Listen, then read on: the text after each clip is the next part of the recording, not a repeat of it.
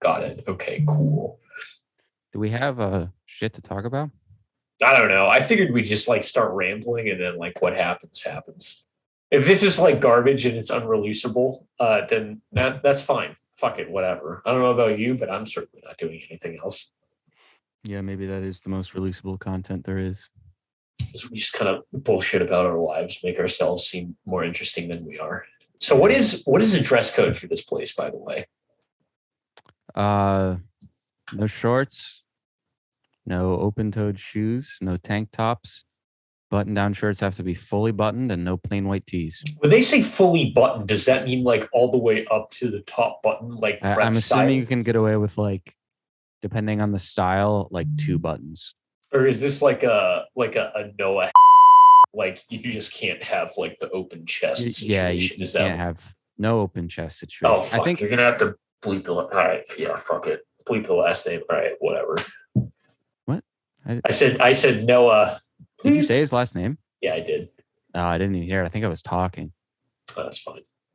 So I'll throw in a comical bleep noise because comedy. Yeah, that's peak comedy right there. So yeah, it's been a minute. Yeah, it's been a long time. I've had a lot of time to think about Dune. Coming back from the hiatus of me not having power for like the back half of a week. Yeah, what did you do for 4 days? What I did was I went to my aunt's house to do work because she has a generator, and I came back and I ate dinner and got high and went to bed at 7:30 to 8 p.m. every day.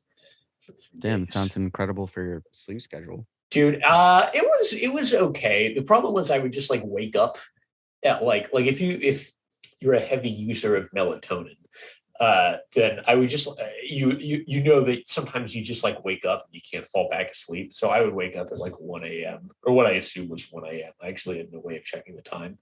And just like lay awake for like what felt like 90 minutes, but was probably like 20 minutes, and then just fall back asleep again. So yeah, dude, I don't know. It might have been longer than 90 minutes. I sometimes shock myself when I'm lying in bed and I can't fall asleep. And then I check the time and like 2 hours have passed. What the That fuck? happens to me semi-regularly. Do you have trouble sleeping? Yeah. But like it's getting better.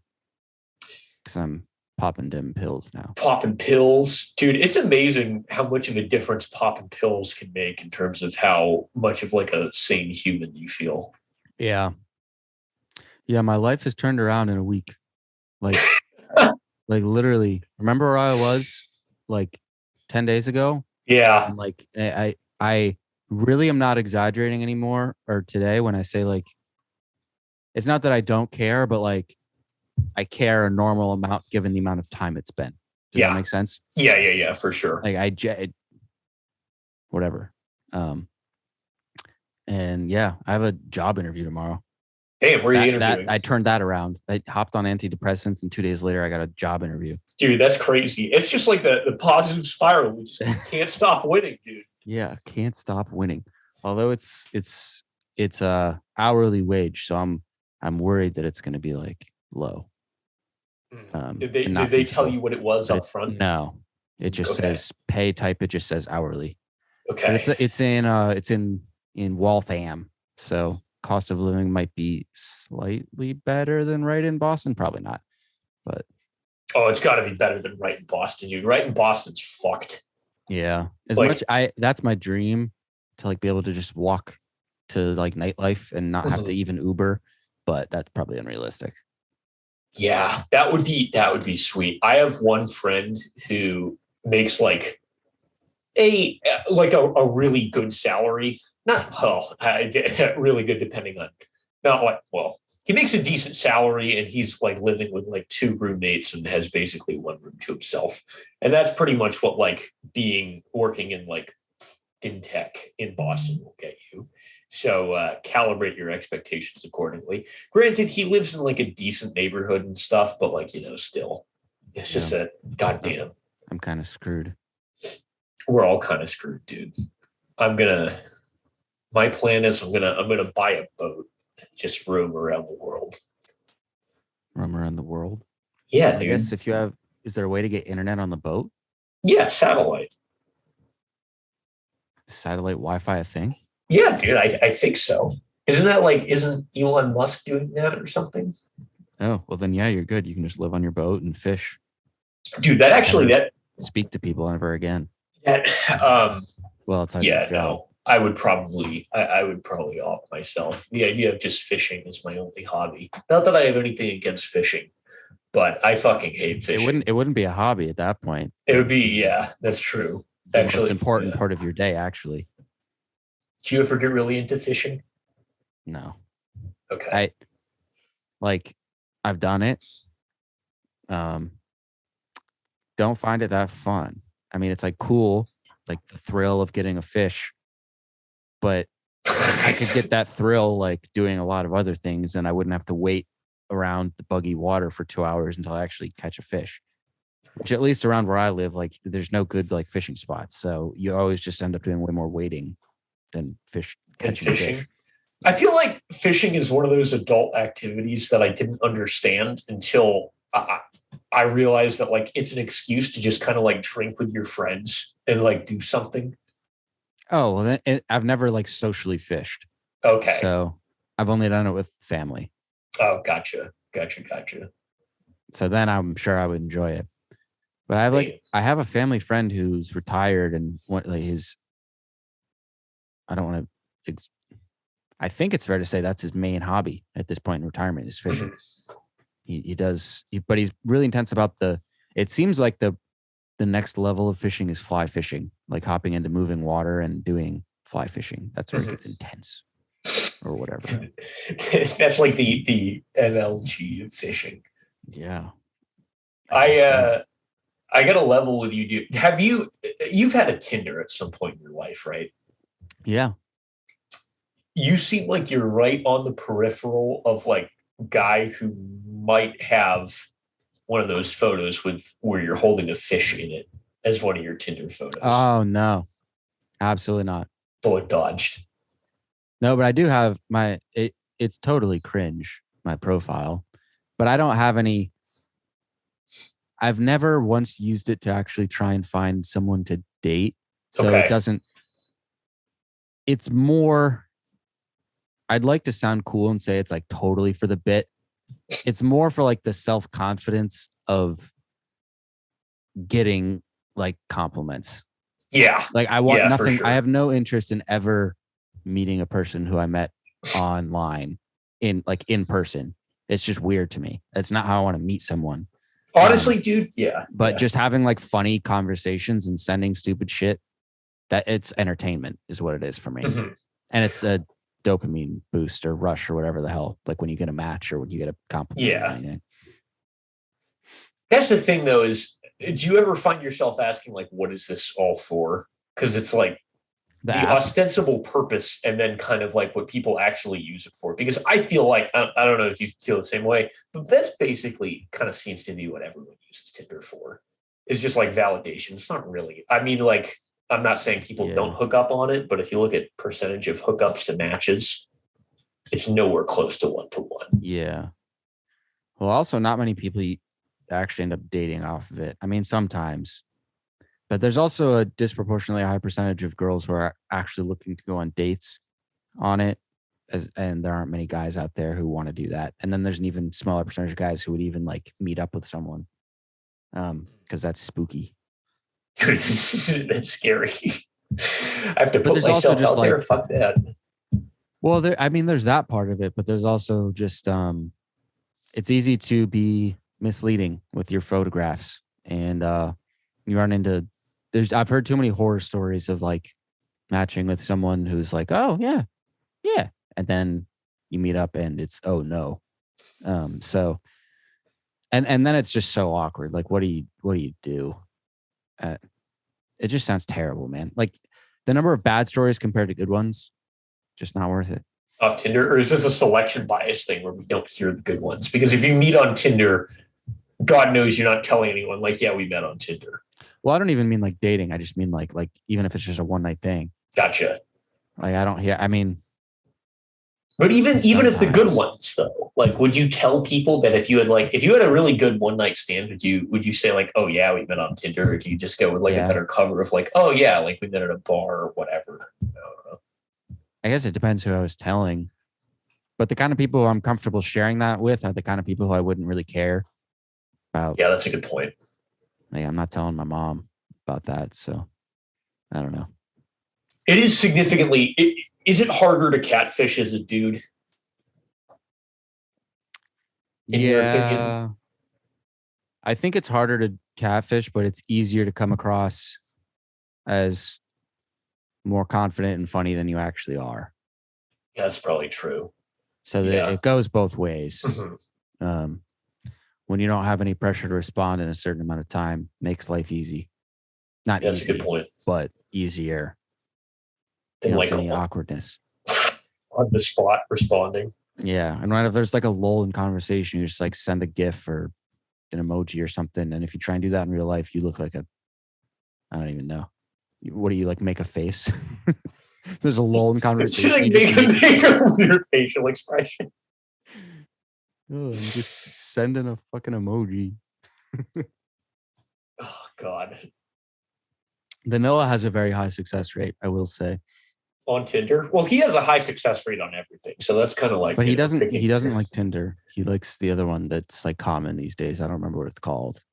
But it's one where you can like select race. Wow, we're about to say some really damning shit about the Noah, but I feel like we should clarify. Yeah, I guess the way I put that made it sound sketchy. Yeah, dude, that sounded potentially really bad. And so before, but like, who cares? Yeah, no one's listening to episode 4, 3, 3. Dude, but what if we actually become successful and people listen to the backlog? Nah. How frequently do you go back when you're listening to a successful podcast? You want to go back and listen to early, you listen to episode 0 or 1. How many times have you gone back and listened to episode 3? That's a good point. But in case anyone gets the wrong idea, it's not that Noah's only looking for white women. In fact, he's looking for anything but white women. Yeah. So he's racist in the good way. Yeah, in the like socially acceptable way, where it's like, yeah. haha, that's funny. Ha ha ha. God, what are we gonna get about a pod? We have to say some really fucked up shit about him, and he has to come on and defend himself. Yeah. We'll get there. We'll get there eventually. Yeah. So, lull in conversation now. Dude, this is tough. I feel like my ability to bullshit and just like I've had like nothing on my mind all day, and I wish I had. I wish I had been taking notes about like stuff that made me angry, because I feel like that's always good fodder for conversation. Just talking about things that pissed us off. Yeah, I've been doing well though, so it's like boring to talk about. That's the problem, dude. I think I might go off my meds for better podcast for the sake content. of the content. If we ever like 2 days before, no, because it takes longer to wash out of my system than that. I'll just get like really depressed or like no, because that doesn't make for good content. No one wants to listen to depressed people. Yeah, unless you're like joking about it, or unless you're in a good enough mood to joke about it, right? Then it's funny, or at least entertaining. But yeah. Or it can be potentially. Well, I mean, with the magic of editing, if this is really terrible, we could do the ultimate editing and just not release it. Yeah, well, we could also just pump out like a half an hour episode. Who cares? That's true. Who gives a fuck at this point? We just do an episode about nothing. This is what I should have watched the fucking Chappelle special, dude. Yeah, maybe we should have watched that to have something to talk about. We could talk about this. We could talk about politics. Oh, we could talk about politics. The Democrat in Virginia. This is great. This is great for the podcast, I'm sure. This is great content. Me slowly typing in. The Democrat is getting his shit rocked, I think. Yeah. Yeah, like real bad. What was the predicted outcome? Oh yeah, he's getting shipwrecked. I don't know. I wonder if I don't care enough to go on Nate Silver's website. Yeah, I'm already on it. But I mean, I can't imagine it was a worse projection than like 50-50. But then again, whenever Dems win big in a presidential year, they get rocked. Democrats don't know how to win. They don't know how to keep winning. They can't keep winning, unlike some other parties around here. Why do you think that is? Because they don't follow through on any of the shit they say they're going to do. But dude, why not? What is why do Dems make it so hard to be a Democrat? Because not that I'm a Democrat. Yeah, well, there's a lot of reasons. But in Virginia, it's like in order to take attention away from anything real or important. I mean, the whole election is about like the critical race shit, which is just boring. Dude. And like, that's all the ads were about. It's like what we're teaching our kids in school. And it's like, none of this matters. But that's what they want people to think about, I guess. It's not real shit. Right. So, just create a wedge issue, divide the lines, and then go after it. And make poor people hate each other. That's not it. Even poor, middle class and poor people, make them hate each other instead of those in power. Who we should really hate. Do you have a take on all the CRT stuff? CRT? Critical race theory. Yeah. It's just boring, man. It's like, I don't know. We've been teaching, like, I don't think I got most of my views on social issues from school. Like learning about the history of the United States in a very generic, boring way. It's just like part of the history is all the stuff to do. Like, so much of it has to do with race that like you're going to talk about a little bit, right. But we didn't get into, I don't know. I don't think it's like swaying kids' opinions one way or the other is like what specifically is going on in class. I mean, certainly what they're talking about with their friends matters, but that's like going to happen as is just based off of what's popular to talk about at the time. So who gives a shit what they're teaching in class? And not to mention critical race theory it's what? It's a legal term. It doesn't actually have any, it's some sort of legal theory that's not actually taught in public school anyway. Right. So this is what bugs me is I feel like no one is speaking the same language when it comes down to this kind of definition game. It's like when they say critical race theory, what the fuck are they talking about? I'm kind of like legitimately asking because I really don't know. They're talking about anything that's connected to race, which portrays the United States in a negative way. So talking about the founders owning slaves or, all that kind of shit is stuff they don't want us talking about. And they definitely don't want us there. Everything's built around the assumption that like racism ended in the 60s. Mm-hmm. And so then it's like, and that's some sort of agreed upon fact. So therefore we can't talk about racism post 60s either. Right. In schools. Right. But how far reaching is this? Like, is, for example, acknowledging the fact that like, Europeans showed up to the North American continent and like both intentionally and unintentionally through just like spreading diseases that the native population had no immunity to, like killed like 90% of the population. Like, is that CRT to like say that? Because I feel like that might get some pushback, but it's just a fact. Like that's just true. It could be. I mean, that's part of the other nonsense about it is that I think it's very much meant to be up to interpretation.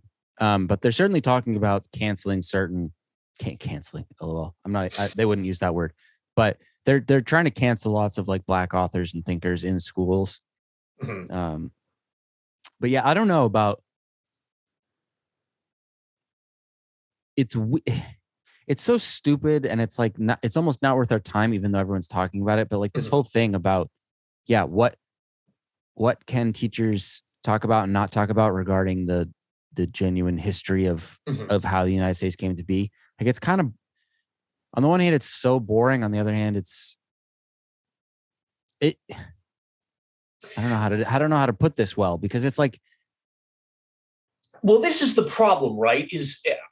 I think I know where you're going with this, and if it's even close to where I think you're going, it's this idea is like conservatives have this narrative that like we're in a culture war, that they're like fighting to preserve like national identity, something, something, something. And I think most yeah, people like left of center would be like, culture war is bullshit. Like this is all just like drummed up nonsense. But if like 50% of your population believes that they are locked in a culture war with the other half of your population, in some sense, and not to get like too into truth claims here, doesn't that make it like kind of real? Like if half your population believes that that's the case, and they seem to, then like the culture, like we can't ignore the fact that half the country thinks there's a culture war going on, is what I'm trying to say here. yeah.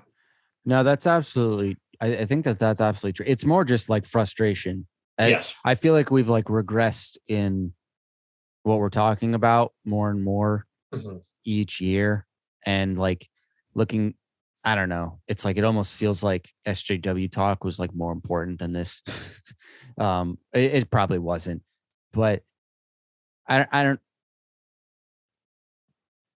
Anytime anytime that there's like talk about some sort of minority gaining equality or whatever, or Mm-hmm. gaining equity or whatever, there's just going to be at every thing you can pull out of the playbook to like to push back against it is going to be thrown out there. And so it's, I guess on the one hand, maybe the better way to put it is that it's obvious what it is from, and it's hard because you can't say it's obvious without sounding like a like, I don't know, condescending intellectual jackass.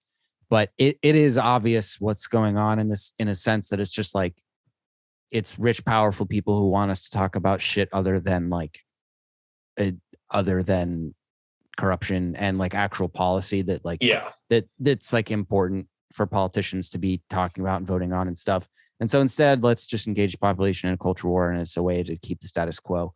Mm-hmm. And so like that's my genuine view on it. Mm-hmm. And so to me, it's kind of boring because it's like not even the actual issue, but it's real in the sense that, so I want to acknowledge that it's real in the sense that a lot of people care about it, but it's Mm-hmm. not real in the sense that I still don't think it matters. Like when I engage with those people, the point of my conversation is not to try and convince them unnecessarily of the existence of systemic racism or not, Right. because I know that there's no, maybe over time we can convince some of them. But the point is more just to try and, like, my whole point is always just this is a distraction. Yeah. So you're aiming for like a de-escalation kind of rhetorical strategy before all else, which I think is probably actually not where I would go with it, but I think makes sense because often these people who are so enthusiastic about this are just so fucking whipped up in their own kind of like constructed narrative that just like by de-escalating that, you can kind of break that down a little bit, I would think. Yeah. And it's frustrating because it's so much of like living around, you know, people in academia and very like middle of the road politically, like the people, my family and the people who I'm around all the time. It's also advantageous for them to focus on it because it distracts from corruption that's going on within the Democratic Party as well. So the whole thing, I'm just kind of bored of it because I feel like it's been the same engaging in like I'm not bored of it because I still get as riled up as I did, but it feels like the same argument. It's like the same discussion that's been going on since I got involved in like political and social YouTube and like the internet and shit. Yeah. is just we're not talking about what actually matters, because what actually matters is boring and no one wants to talk about it. Right. Because I think the reality is, and not to take sides here, but it really does seem like it is mostly the right gunning for all of this culture war stuff, and then like kind of the Dems fire back in their own kind of way. But in terms of like, and this is like an incredibly cursory analysis, kind of the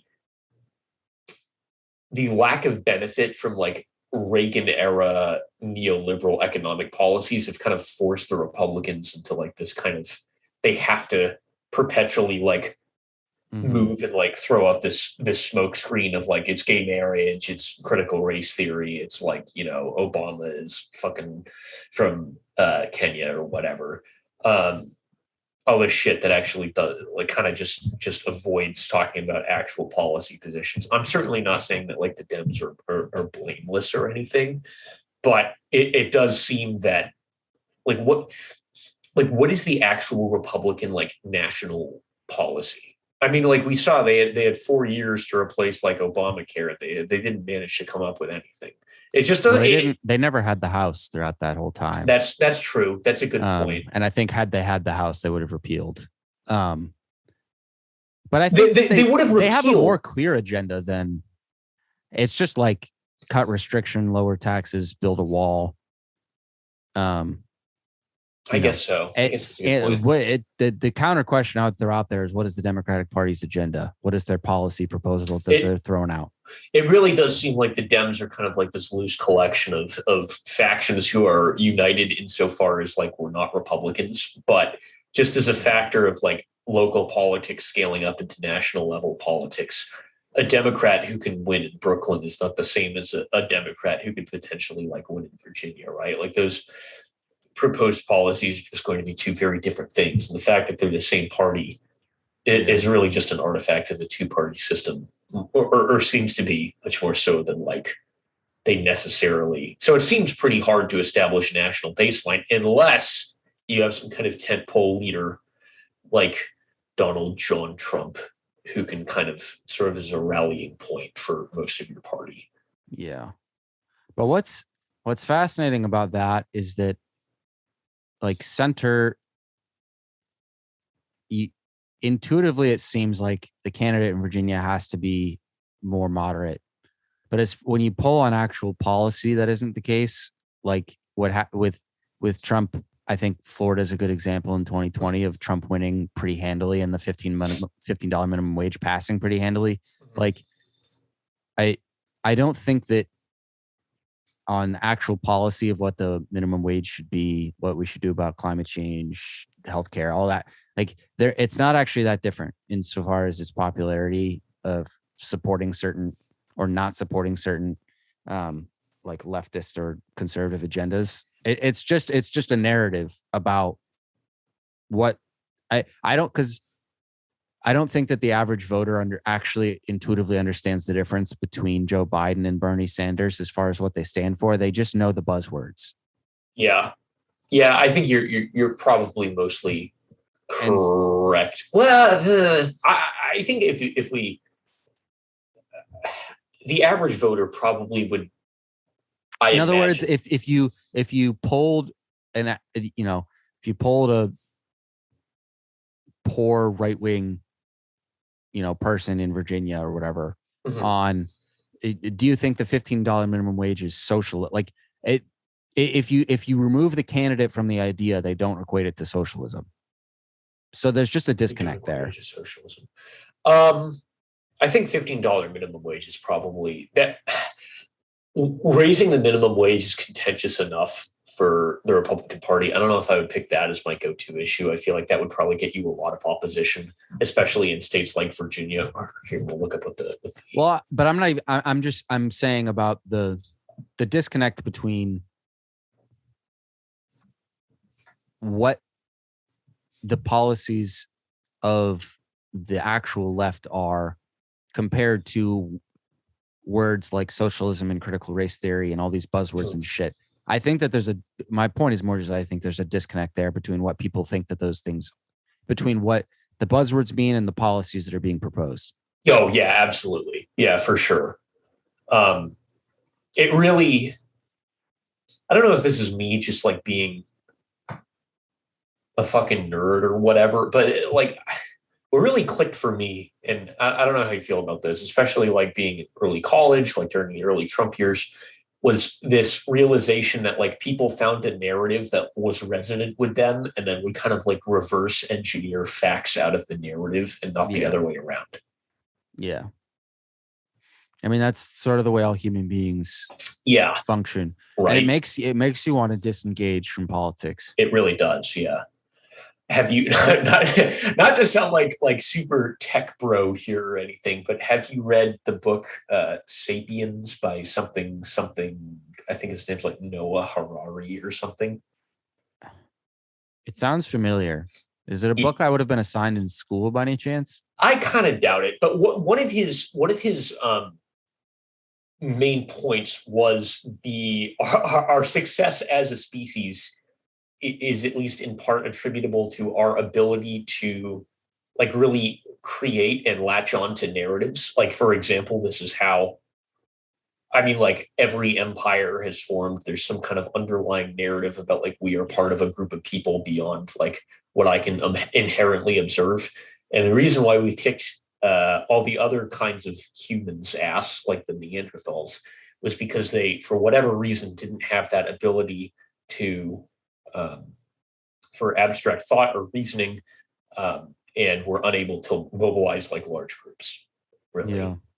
So on a very meta level, you could say that the reason a glitch in rationality, in that we, for whatever reason,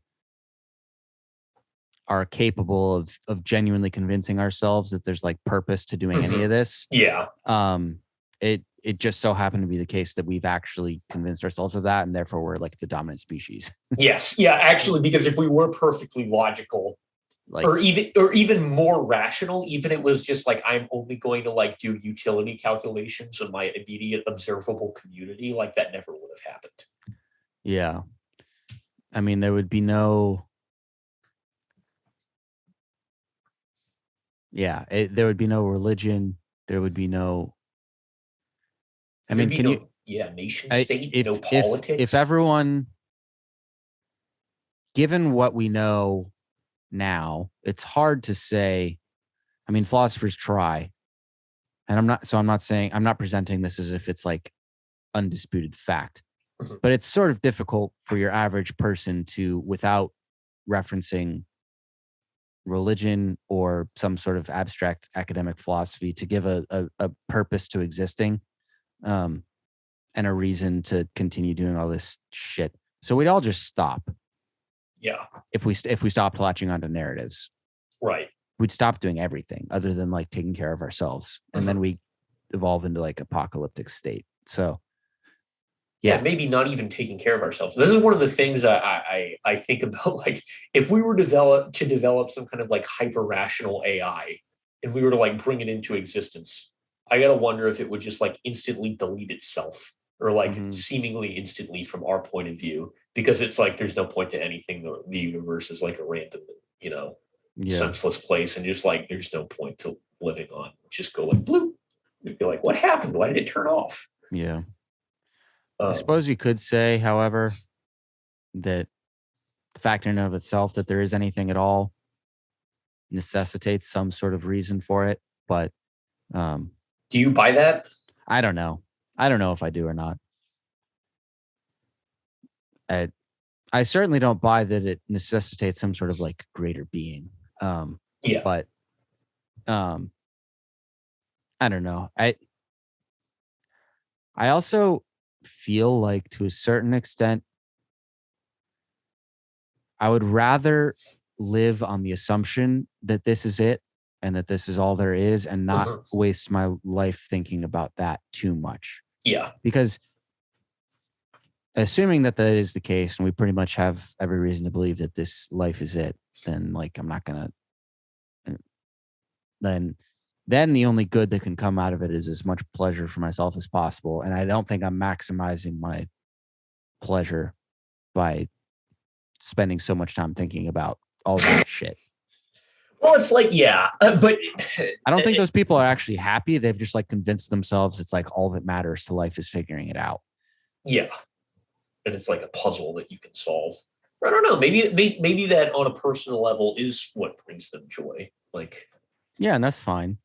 I mean, we need some people to be thinking about these things, but hey, they're also all fucking crazy.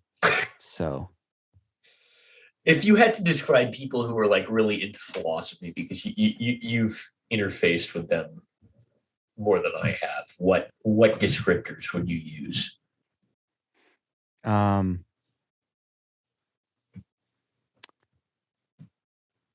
think the people who really get into it are all to some extent are fall into the category of like the antisocial what was that phrase that you used a couple weeks ago, the something cursed genius or whatever, like they're too smart for any sort of normal what is considered to be normal human interaction, so they just like lose themselves in it and get lost and just forget about taking care of anything else in their life. Mm-hmm. So it's just sort of it's like, I don't know. It's similar to what it's less intense, but it's similar to what you think of someone who's like a monk or something who's just like gets lost in thought, and that's kind of all they do. It seems like just, I don't know if this is like an artifact of a certain level of like IQ or something, but just like people develop kind of like increasingly metacognitive abilities, like the smarter they get, to the point of just like being not unable or nearly completely unable to like interface with normal people. Yeah. And thus kind of like these ideas both, first of all, they're interesting maybe in a way that people aren't, because they're more complex, right? There's more to explore there. And if you can't like interface with people meaningfully anyway, or if it's very difficult, because I think a lot of these people can, it's just hard, maybe not as rewarding as like exploring these ideas are.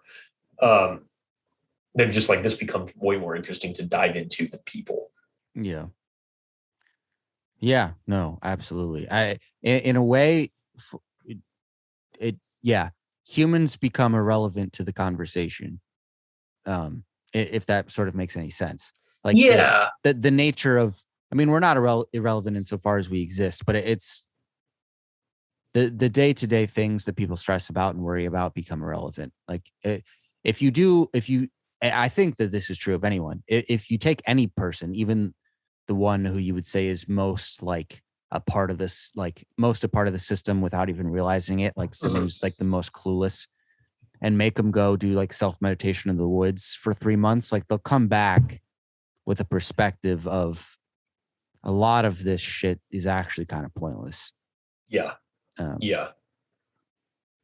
And I believe that. And I think that that's sort of where they all get. And they take, but that being said, there's a real evolutionary need for most people, there's an evolutionary need for connection. Mm-hmm. So they sort of, as opposed to going and running away to the woods and living by themselves, which like the most famous philosophers do, because they've like transcended the need for connection. But a lot of like professors and whatnot, like there's a reason they teach, like they need some human connection. Mm-hmm. And the most meaningful connection they can get is with other people who tend to agree with their lifestyle. Yeah, or at least who can understand it and like empathize with it, right? Mm-hmm. So I guess kind of as a follow-up question, what role do you think like material comfort plays in all of this? Material comfort? What do you mean by that? Insofar as just like, if we're fucking, it's 30,000 BC and we're being hunted by tigers all the time, for example. Mm-hmm.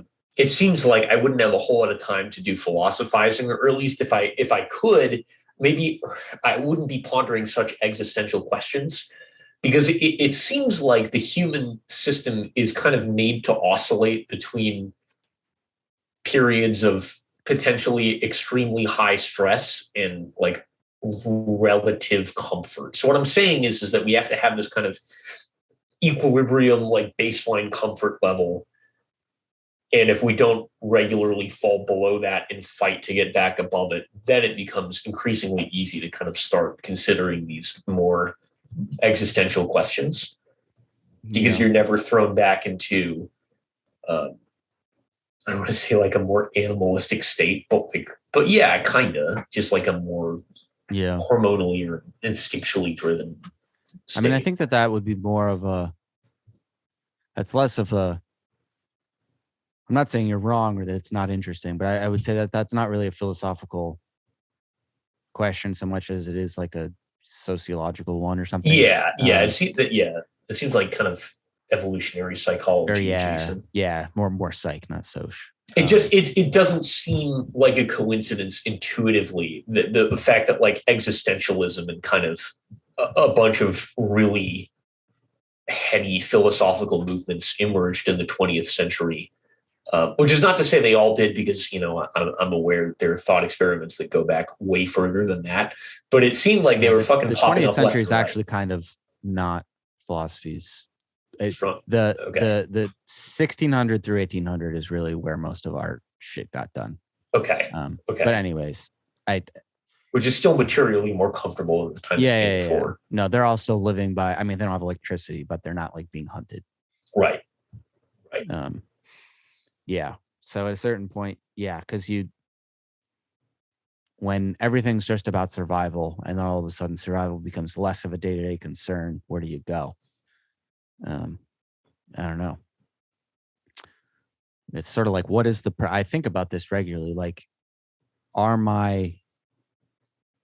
not sure if they have the intellectual capability to be depressed, but like, in a way, I wonder if like having my pet dogs around is like actually giving them sort of like the worst life possible, where there's never any fear of survival, and so then I don't know what an animal of that level of being, like, what is its purpose? What is it doing? What is it experiencing? I don't know. It's probably just fine, and it's probably not aware of any of these things, but I sometimes wonder, like, is it actually just a miserable state of being to just exist with nothing else to do? Right. Because again, like the dog physiology is not that far removed from a wolf, what is a wolf, I don't want to say designed to do, but what is a wolf? What kind of environment does a wolf function best in? And it's probably not like around your house being fed at regular intervals, right? Yeah. And fully housed and stuff. But I don't know if that's not really a good, I don't know if that gives us any interesting philosophical answers just from like an is-ought distinction. But maybe does kind of segue into some interesting questions about like transhumanism. That's like a Humean reference. Not many people would know that. That's Hume. Is that Hume? Yeah. I didn't even know that. I'm pretty sure that's Hume. I just like is-ought, which is actually, it's kind of bullshit. But intuitively, it sounds real smart. It sounds real smart.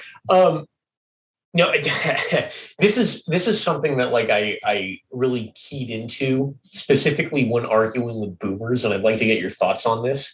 Is that like when you make statements about like, well, I think this would be good because X, and then they'll hit you with well, Alexander, the reason why we can't have this is because this is the way it is, and then like blah blah blah. It's like, all right, well, you're just telling me like how the world is or how the world is as you perceive it right now. Mm-hmm. Versus I'm trying to talk about what ought to be, and then trying to kind of like reverse engineer like how we can potentially get there. Is that an appropriate use of the is-ought distinction, or am I like completely off base there? Or is that just like positive versus it's getting at the problem which is presented with that. I mean, when Hume I keep saying Hume. I'm not 100% positive it was Hume. I'm pretty sure it was Hume who threw the is-ought clarification into the philosophical universe. But it has 100% to do with ethics, and the claim is on its most basic level that you can't get an ought statement from an is statement, and that all that exists around us are is statements. Therefore, there cannot be an ought statement. So I mean, I think that's what you're getting into is people who, without realizing it, are and they don't, if you push them on this, I'm venture to guess that the majority of them don't actually believe what they're saying because they do believe in ought statements. So they're just they're accidentally misusing a line of logic that supports them in that case. Because if it was the other way around and you were in support of something that is, and they were in support of something that they wanted to change, then maybe not you specifically, but the hypothetical you and the hypothetical other person might just switch their argumentative tactic. Right.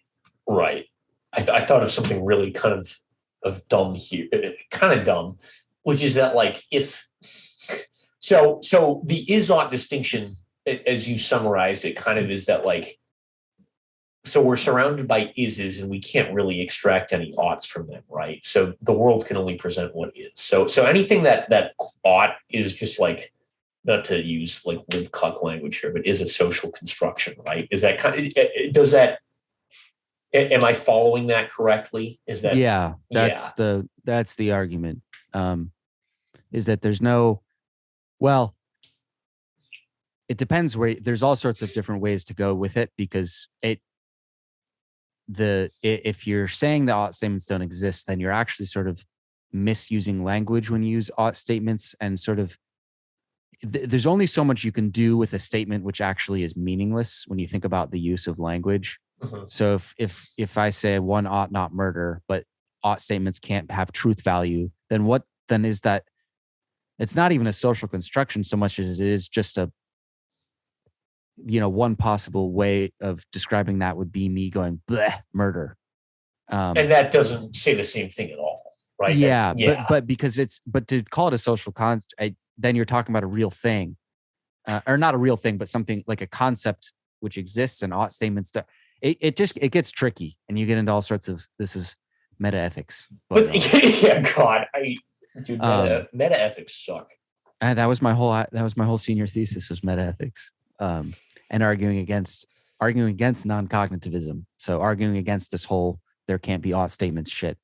But yeah, it's funny. I mean, that's one of my favorite parts about having studied it, is recognizing a lot of these common like argumentative tactics that people do. And people like to throw that, it's just the way things are. And but and what I really think that represents like much deeper, because I don't really think they're actually making an appeal to Hume's is-ought distinction. I think what they're doing, it's just a failure of imagination more so than anything else. Well, they're certainly not in their head like, I'm about to own right. liberal by whipping out my reference to the is-ought distinction. But they've conceptually, at some point in their lives, have been introduced to that way of thinking, even if they're not using that language. And that they're just, it's a way of talking about tradition or something. They're just certain things just have always happened the way they happen, and they always will. You know what I think the ultimate example of? Oh, sorry, go ahead. No, go. The stupid joke is that the ultimate example of this is Ben Shapiro dunking or trying to dunk on the song "Imagine" by John Lennon. Yeah. Good God, what a cringe. I mean, John Lennon sucks, but so does Ben. Yeah. Ben's philosophy is, it's funny because a lot of the what was the original conservative philosopher? Do you remember we're talking about? It's kind of old. Oh, Stefan Molyneux. Was he the first big guy on the internet? Yeah. I know he is. Yeah, he wasn't the first big guy on the internet, but he referenced himself as a philosopher. Oh, the conservative philosopher. Because he always talked about the Socratic method, and if more kids just studied the Socratic method in school, then they would be conservative or something. I don't know. Seems like a weird. But it's funny because without taking one side politically or not, it's just so obvious that when my understanding of the law will never be what Ben Shapiro's is, but his understanding of their understanding of trying to talk about it, it would be like if I started an econ podcast without having ever formally studied it in any real way, you would probably be laughing at me. Oh, dude, that'd be so funny. Yeah. And it's sort of, you should do that. So that's probably, as far as like actual concrete things that are like good to having studied philosophy in school, there aren't really any as far as what's like society values or whatever. Mm-hmm. But as far as just being able to like recognize bullshit, I think it's pretty good in that Dude, way. your bullshit detector is at an all-time high. Yeah, it really is. And I can tell you the is-ought distinction. I can tell you why it's wrong if you want, but it might be boring. We can stop talking philosophy. So can you give me the cliff notes as to why it's wrong? The cliff notes are is that it assumes that any ought claim has to be conclusive. In other words, every ought claim always has to be a without a doubt ought claim. So the example of understanding this is to say, think about something that traditionally is thought of as very subjective, such as a movie that you like or don't like. If I just went and saw Dune, for instance, and stated to you 10 is statements about the movie, from those is statements, you would draw a non-conclusive reason to either go or not go see it. In other words, there would be no 100%. But what you're saying is, to use the word wrongly, but in a traditional context to use it, there would be no objective reason to either not go or not go see it, but there would be a reason to go or not go see it based off of what I tell you about what is the movie. So if I understand this correctly, you're going to tell me 10 statements, and then from those 10 statements, I'm going to go, I should probably go see that, or I probably shouldn't see that. Yeah. And when you're doing that, you're making an ought. Not all ought claims have to be conclusive. Gotcha. Okay. When you summarize it that way, that makes a lot of sense. Yeah. And then boom. Bye-bye Hume. Irrelevant. Gone. Throw him away. Canceled. No, Hume is the fun part about Hume is he's the originator, I think, also of the if a tree falls in the forest, does it make any sound? Thought experiment. And because I think he argues no, or does he? I don't remember. Anyways, but yeah, he throws that one out there too. So maybe he's not fully canceled yet because we're still thinking about that. Yeah. Those are Hume's two contributions to the universe. Not quite as epic as I think, therefore I am. That is the ultimate epic statement. The ultimate epic statement.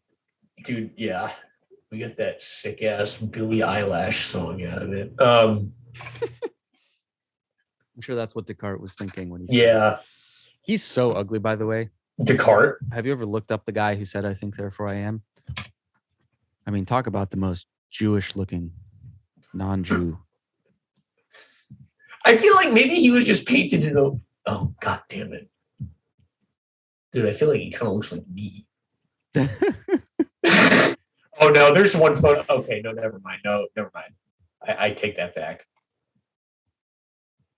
I'm pretty sure he has a big nose, but that's it. I think he's Dutch. Okay. I don't think I have any Dutch genes going on. Do Dutch people have that big of noses? I don't know, dude. He's got a pretty big nose. Honestly, the ugliest photo of him, he's got like the eyes that kind of slope like this. Or not photo. Fuck me.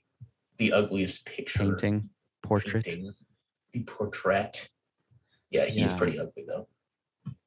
Yeah, he looks okay in some of these, and then he looks like Quasimodo-esque in some other ones. So I don't know who to believe anymore. Yeah. I wonder what God, we're getting into such loser territory here. No, dude, this is good. I wonder what David Hume looks like. Oh my God. Dude, David Hume looks like an absolute Chad. He kind of looks like the philosopher version of Alec Baldwin, dude. He's got that physique at least. He doesn't really look like him, but he's got the physique. No, he's got what I would call like a stately face. Like, I don't know how else to put that. Like, he's kind of ugly. I don't know what this... Are you seeing the one where he has like a towel on his head? I don't know what this towel situation is. Is that the Atlantic article? How David Hume helped me solve my midlife crisis. Yeah. Jesus. But the one where he's like in his powdered wig and he's just kind of like looking at the painter. Yeah, He looks like really such bad. a Chad. No, but he looks bad, but in a powerful. Chad way. He looks like the kind of like British asshole who's married to like a 20-year-old, just absolute 10 out of 10. Yes. But like a British 10 out of 10. Which is what, higher or lower than that's like a Boston 15 and like a California 3. Damn, that's a little tough on Boston. not into the Irish. No, I'm not making any statements on the Hibernian question, but or hyper what? Hibernian. Speaking of intellectual shit, you know what? I watched a video on YouTube today that is about a guy solving the math problem from Good Will Hunting. And it's so easy. Oh, is it really? That's disappointing. I mean, I probably couldn't do it myself, or like maybe I could if you gave me enough time, but it's not really a math problem as much as it is just like a newspaper puzzle. It's like drawing and like draw as many figures that follow these rules as is possible. Like draw as many shapes that follow these specific rules as is possible. So it's like, I don't know. It was kind of a letdown. There was no like cool math. No cool math. Yeah, dude. Maybe one day they'll put that on cool math games. And then in the future, all second graders will be able to solve the problem from Good Will Hunting. Yeah. And they'll all grow up to be Matt Damon. That's one of those things, I don't know. I feel like there's some things in movies that sound really complicated and then you learn like one thing behind it. And then it's like, oh, that's actually incredibly simple. Yeah. Well, that's kind of my whole major. Hey, give yourself some credit. To tie it all back. Hey. Well, in order to keep ourselves relevant, we just make up a lot of words, which frankly, kind of econ does the same. Hey. Frankly, kind of every department does the same, but lay off. That's not true. Fake news. No way, dude. But you do. Everything's based off of my memory. My one memory of principles of econ was. I shouldn't say his name. Doesn't matter. Oh my god, dude! You're gonna have to bleep that. People can find where we go to school so easily. Yeah. I'll bleep that. But the professor who was an icon, saying that all of I'm probably not quoting him correctly, but essentially his point was like all of econ is based off of the supply demand equilibrium thing, which doesn't actually exist in reality. So it's all based off of the ideal as opposed to what is real. Therefore, it is fake. That's kind of true. It's a little bit more complicated than that. I know it's more complicated than that, but it's just as a funny, quick way of saying econ's fake news. Yes. Yeah, no, he's right. I don't know if he was saying this. It had nothing to do with supply demand. I think it was just like the idea of market equilibrium. Doesn't actually exist. Right. Yeah. Well, that's true. I mean, the debate in econ, which is really kind of a philosophical one, was like, it's like, yeah, I don't know if he gets into, or if he got into like where those models come from, but they're all basically like just kind of reverse engineered from like physics. The idea that like eventually some kind of equilibrium will be reached, like this has never been observed in economy ever. But if you stick together, or if you start with those models and just kind of continuously iterate them now, and kind of like what either kind of modern neoclassical or like post-Keynesian economics, models have sometimes like a reasonable amount of explanatory power. And so the fact that they're starting from axioms that like actually aren't true, some will argue like it's not important. Oh, for sure. Yeah. I mean, well, to a certain extent, that has to have some level of truth behind it, or else people would have given up on econ as is studied a while ago. Yeah, I think really, I mean, the next, well, the big data has just been like a boom for econ insofar as like, I think we're now able to kind of like big data. No, but seriously, is that insofar as we're now able to parse enough like economic data to actually make models that have explanatory power that aren't based on some like dumb fuck theory from like, adapting physics in the 1880s. Which if you actually, it's funny because if people, especially like lefties, will rip really hard on Adam Smith, but Adam Smith had a fairly nuanced view of the economy, much more so than just like, an invisible hand will solve everything. So nuanced, in fact, that he wrote an entire other book about it that people never fucking talk about, but that's fine. It's called The Theory of Moral Sentiments. Which people like to leave out other books by people who we like to hate. Yes. Do that a lot. Yeah, they do. And right wingers like to leave out the final, like, however many years of MLK's life when he was like a socialist. Yes. Basically, he turned into a socialist activist. They like to leave that one out. Just like kind of how we never talk about Jordan Peterson's second book, 12 More Rules, exactly. An Antidote to Chaos. Exactly. I wonder how he chose the number 12. I think because it's catchy. Why is it so catchy? I don't know, because it's divisible by 3, 4, 2, 6, 9, if you're willing to, do half integer. No. That's not how math works. Dude, but 1.5. Wait, no, hold on. That's wrong. It's not holy shit. 8. I meant 8. Go ahead and edit that, please. So I don't sound like a complete idiot speaking off the cuff here. But they both come to simple fractions, but yes, still, yeah. But like a simple fraction is basically an integer. But what's a simple? I guess we could. What if we started a math podcast? It's just like two guys who know nothing about math, just talking about math. Have you seen that YouTube video of like the most beautiful math equation? Like every once in a while, I get into like math YouTube just to see people who are just so in love with math talk about math. It's like sad and funny and interesting, and I don't know. But it's more just like I crave. I can tell these people live for math, and like I want to like be that into something.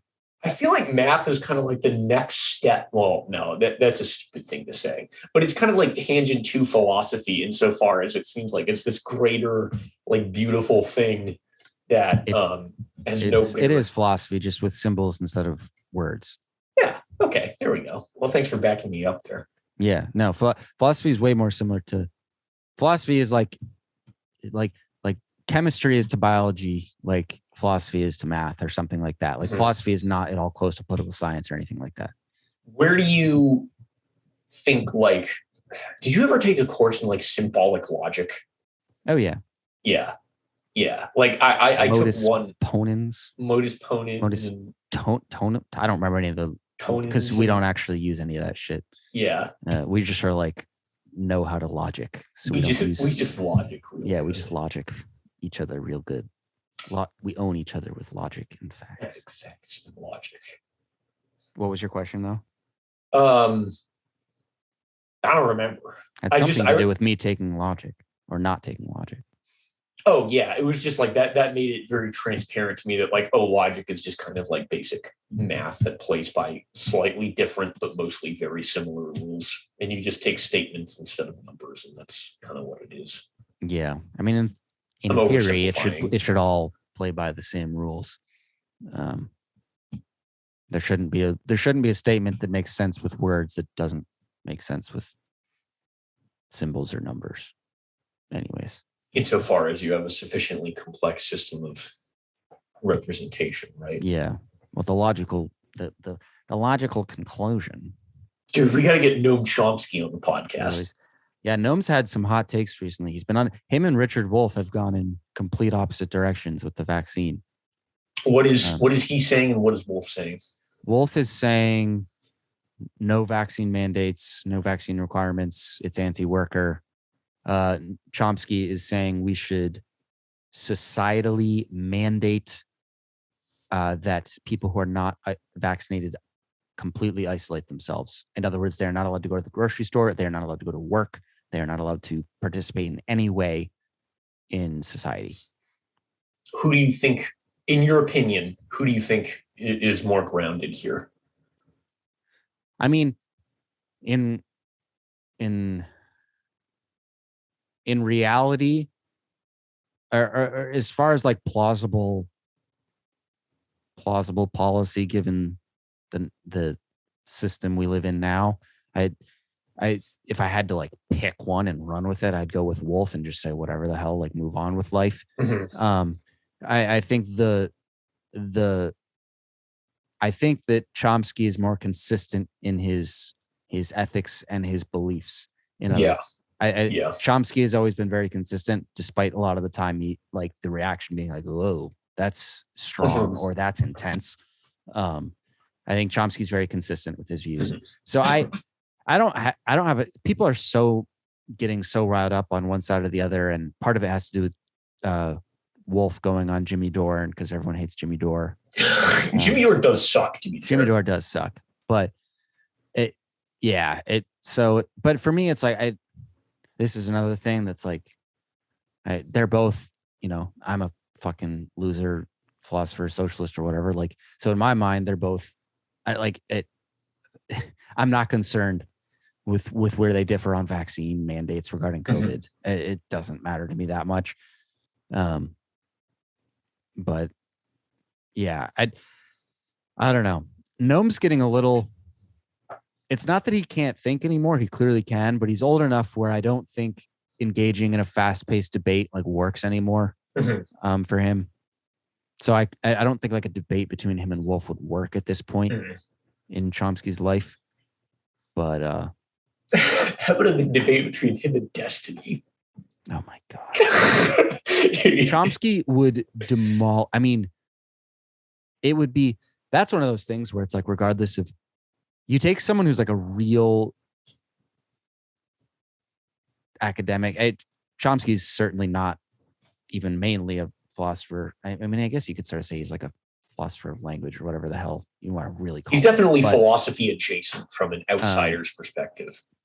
Yeah. But just like someone who, regardless of who's actually correct, like just demolish in debate format. Because they know, like, you can just reference styles of argument and words and phrases that Destiny just, there's no chance he's ever heard of. Did you see Wolf go on Destiny? Wolf debated Destiny? Yeah, dude, I think that's our next episode right there. How did it go? I don't know. I haven't watched the whole thing yet. You haven't watched it? I would imagine, I mean, I'm predisposed to say that that's not the right use of that word. I'm pre something to say that the Wolf would just kill him. But I mean, that kind of seems like what I would think as well. And like, but also Destiny keeps doing these things. And I always think like, the dude's an idiot. Why is he doing this? And then like, he keeps on doing them and like, whatever. So maybe he's just good enough at, I imagine they come from such different places of like the internet and like the intellectual community that they would just like talk past each other. Yeah. Should this be our homework for the next episode as we both watch this debate and then come back? Sure. Dude, this is good. No, this is perfect. We got the philosophy, we got the econ, we got the Wolf fanboy, we got me, the radical centrist. I'm the fanboy of no one. Purely rational. I'm not even that much of a Wolf fanboy. I just like, but I mean, as opposed to Destiny, sure. Let me see if this is on YouTube.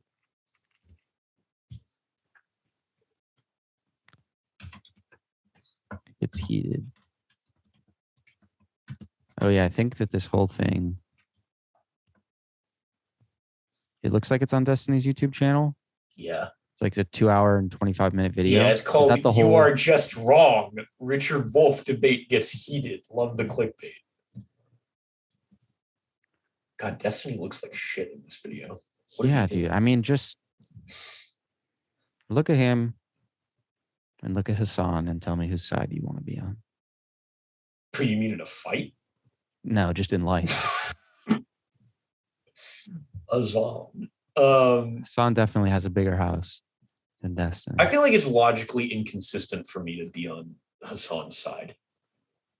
Like, honest to God, like this is a genuine, not to get like too much into my personal life, but I'm in this super weird split where like half the people I kind of like know or are friends with from like high school and college are either in like finance or fintech or like pursuing higher education, and like the other half are in sustainable farming or like working for nonprofits for like, dog shit wages. So I just feel like kind of de facto, I just have to be on like team sock dem, which I feel like is a kind of reasonable position given my econ cuck background. Wait, like, what is that? Social Democrat? Yeah, social democrat. Yeah. I like to say I oscillate between sock dem and dem sock depending on the day, but I think I'm solidly on. I've been solidly on team like sock dem for a while now. Interesting. In most respects. So are you somewhere between? Interesting. Is there not to put you on the spot, is there like a politician you would say like represents your views well, or not really? Represents my views well? I would say probably, realistically, regardless of the person, do you think like just given Joe Biden's 2020 platform, like is like kind of close? No, Biden's not quite far enough. I'm not like quite far enough left. Yeah, quite far enough left. Interesting. Yeah. I think I'd like to see some more like aggressive reform there, although I understand like why it's not happening within the process. But just like in an ideal world, like I'm kind of a Nordic style social democracy. Sort of But Bernie and the gang are too far left. Just to get no, I don't think so. I think sometimes Bernie's rhetoric, if I were in his position, I don't think is the most effective, but I'm also not in Bernie's position and I've never garnered that much support. So kind of like, who the fuck am I to like pontificate on that? Mm-hmm. Like the whole kind of like aesthetic of like the rich is like, I think it's a little like LARPy. And I know that Bernie doesn't really lean into that too much. So I would like, I would probably mostly agree with Bernie on a lot of things. I think there's probably some econ stuff that I would likely disagree with him on. But I don't. But we're not going to get into a fun like you're a Joe Manchin fanboy and I'm. No, God, no, okay. no. That would be more fun for content. But no, yeah, definitely not. Or cinema.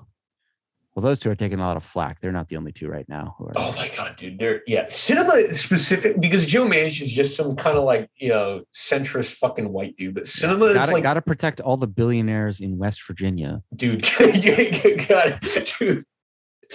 I hear there's a lot of billionaires in Farmville, West Virginia. Many people are saying, many such cases. Many people. No, dude. No, I'm definitely not going to defend that. Again, electorally, do I understand why he's doing it? Yes. Do I think it's like conducive to a kind of society I would like to see? No. Yeah, I mean, he just shouldn't. West Virginia shouldn't have that much power. West Virginia should not exist. I'm not going to say we should nuke it, but I am going to say we should dig up the entire state and launch it into the sun. Yeah, I have long been a supporter of the policy that any state which does not border another country or touch the ocean should be sent to the sun or nuked or whatever.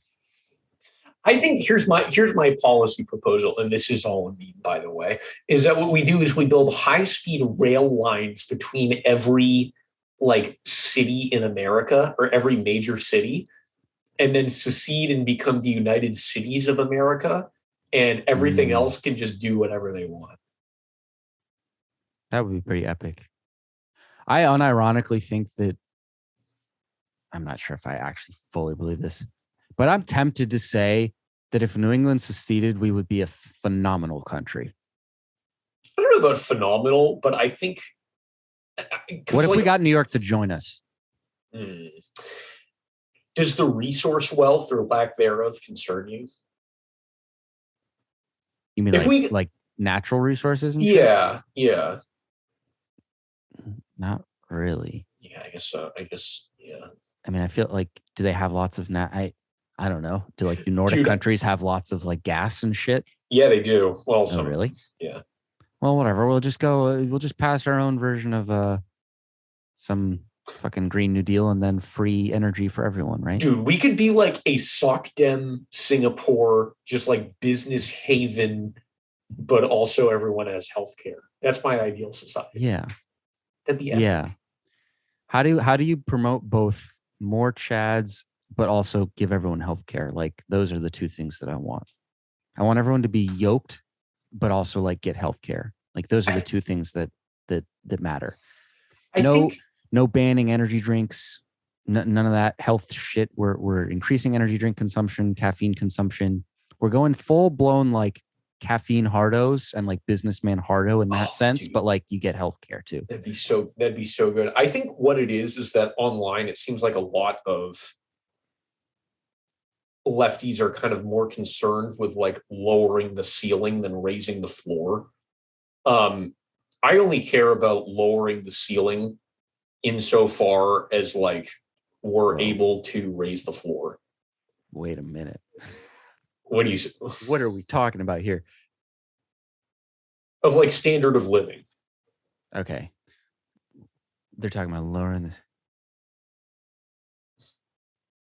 So you're, yeah. Now it's very obvious what you're saying, but that took me a few minutes to really understand what you meant by that. I guess really, I need to work on my rhetoric, which is not like I'm not just like clearly. Actually, no, I think I disagree. But anyways, it's fine. I think for next time is why you disagree a factor of because like it's not possible to raise the floor without lowering the ceiling to some extent is because like resource hoarding is but like, I also think the majority, like I think that the majority of policy proposals are ones which directly the initial benefactors are like poor people as opposed like they're of course they on a very broad basis like yes you're if Bernie Sanders was president tomorrow and AOC was what's it called when you run the House Speaker of the House, like rich people would become less rich. But I think I think that if you read through their policy proposals on their websites, more of them are about giving people health care and like raising minimum wages and shit. Yeah, which is probably why I'd fall more in line with those people as opposed to say like the MLs on Twitter. Yeah, well, Twitter is fake news. Twitter is fake news. That's true. That's another episode. Or maybe it's not. I don't know. There's really not a whole lot to say there other than like Twitter is fake news. Dude, Twitter drives me fucking bananas. I think I've got to get off for my mental health. I'm just, like my perception of the world it just becomes so warped so quickly the more time I spend on Twitter. Yeah, but it's also addicting. It's so, yeah. I don't have the app on my phone, which is my saving grace. So I turn my phone off during the workday mostly. So well, good for you. That's impressive. Yeah. All right. Well, big time interview tomorrow. So good luck.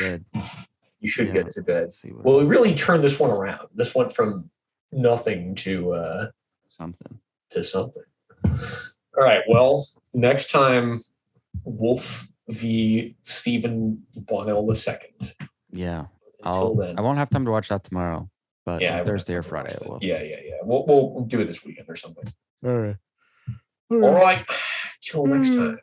Till next time. Remember to send us money on Patreon. Yes, of course. As always.